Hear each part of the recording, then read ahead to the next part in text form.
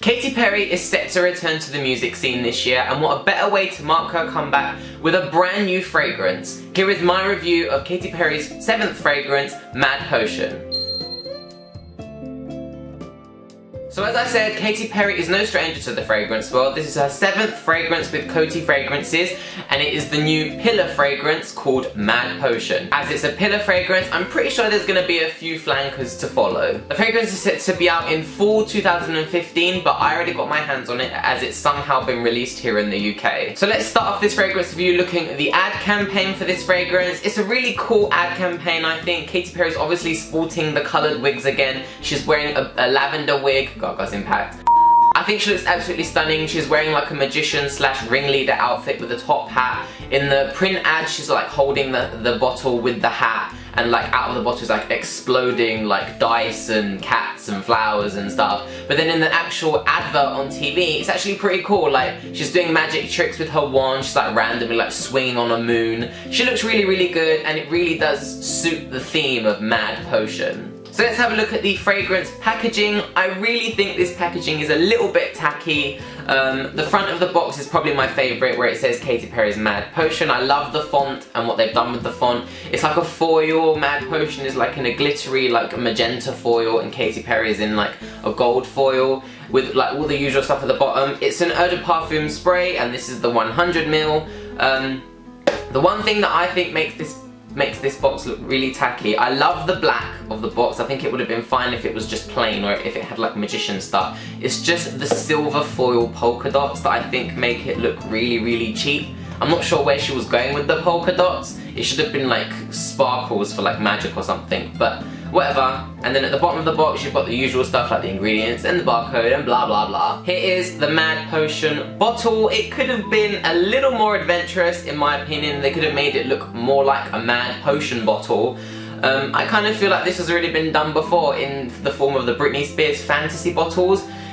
It's practically the same to me. The bottom bit is a bit more like fatter, but it's the same bottle with the circular lid. I'm just a bit disappointed that it is pretty much the same bottle as the fantasy line. I kind of think that the top of this bottle is a little bit cheap. It's got like specks of silver glitter in there, and I honestly don't think it's like a rich looking bottle at all. And this random like stripe bit here, I don't know. It's got like a really weird, like, you know when you like stamp letters like Dumbledore did with the Hogwarts letters, it's got like that stamp there where it says Katy Perry's Mad Potion on the front. But one thing I do like about the bottle is that it's a frosted glass, and the frosted glass kind of saves it in my opinion. It makes it look good, but I think it could have been a little bit more adventurous with being a Mad Potion bottle. So let's list the notes of the fragrance. In the top you've got vanilla orchid, peony and apple musk. The mid notes are bourbon, vanilla, jasmine and soft musk. And the base notes are vanilla, amber and sexy musk. So where do I start talking about this fragrance? I feel like this fragrance like defies all the laws of fragrance. It really is a Mad Potion. The composition of the notes is very consistent throughout the entire fragrance. In the top, middle and bottom notes, you've got a vanilla note and you've got a musk note. So you're basically getting vanilla and musk off the bat. This is pure vanilla musk with a lot of subtle undertones. On opening spray in the top notes, it's just dominated by that vanilla orchid. The opening spray really does remind me of Wild Orchid by Beyonce. It's got that really creamy orchid scent. But I think it's really weird how one of the notes in the top note kind of comes out later on, which I'll get into that. But on opening spray, like I said, it's just that vanilla orchid scent that really takes over. I don't really get that peony. It's kind of got lost behind the vanilla orchid. So the middle notes is where it really does shine for me as it starts to progress. I think this is where the core of the fragrance is.